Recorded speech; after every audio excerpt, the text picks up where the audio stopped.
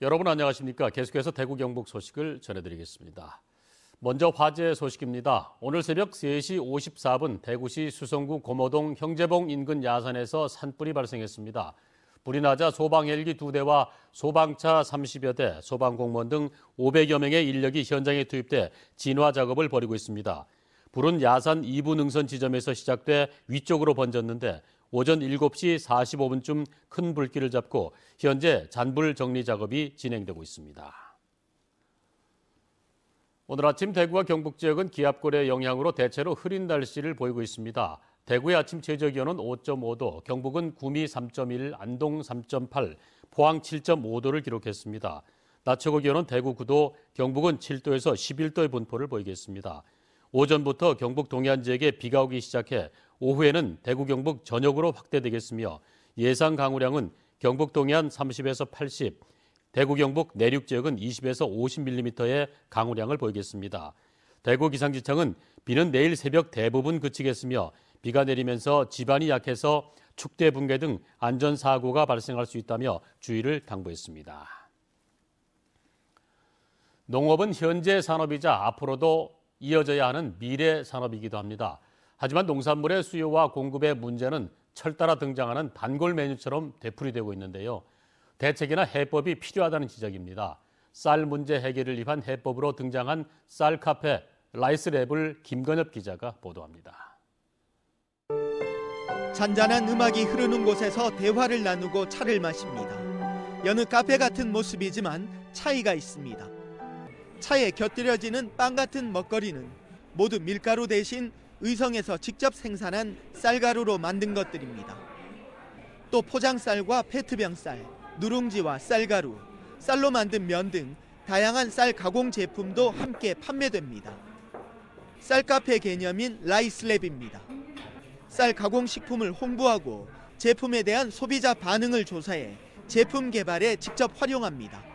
좀 쌀에 대해서 좀 더 긍정적인 반응과 또 쌀에 좀 더 친숙할 수 있고 특별히 젊은 층들이 정말 우리 쌀이 좋고 또 우리 건강에 좋고 특별히 맛있다는 것을 의성이 대구에 낸 매장을 포함해 라이스랩은 전국 4곳에 설치돼 있고 프랜차이즈 방식으로 점차 확대될 예정입니다.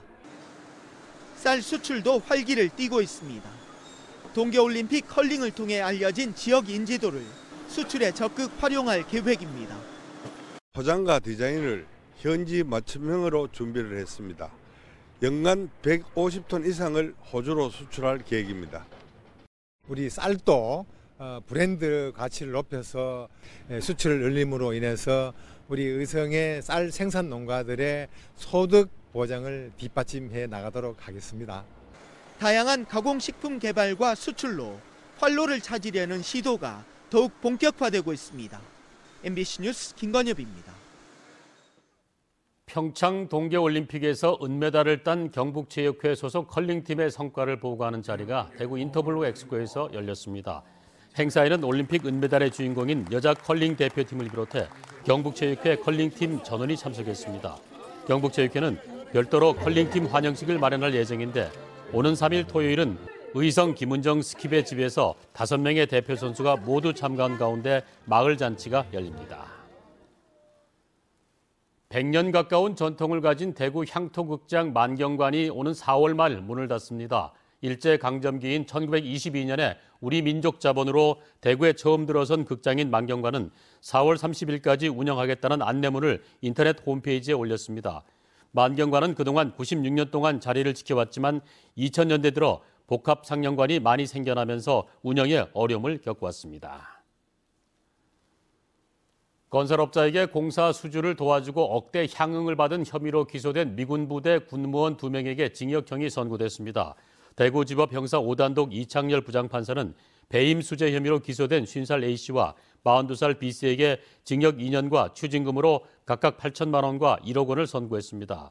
부대 시설 건설과 유지 보수 담당 실무자들인 이들은 2011년 3월부터 2016년 4월까지 미군 부대 발주공사 업체 등 업자 3명으로부터 술과 여행 등 향응 2억 원어치를 받은 혐의로 기소됐습니다.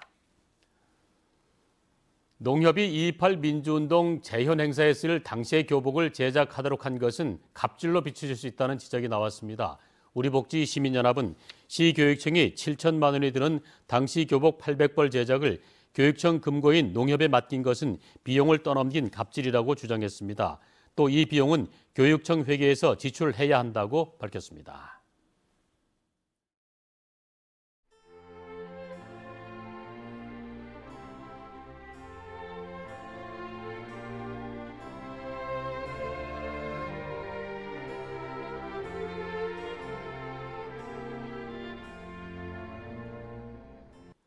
이상으로 MBC 생활뉴스 모두 마칩니다. 함께해 주신 여러분 고맙습니다.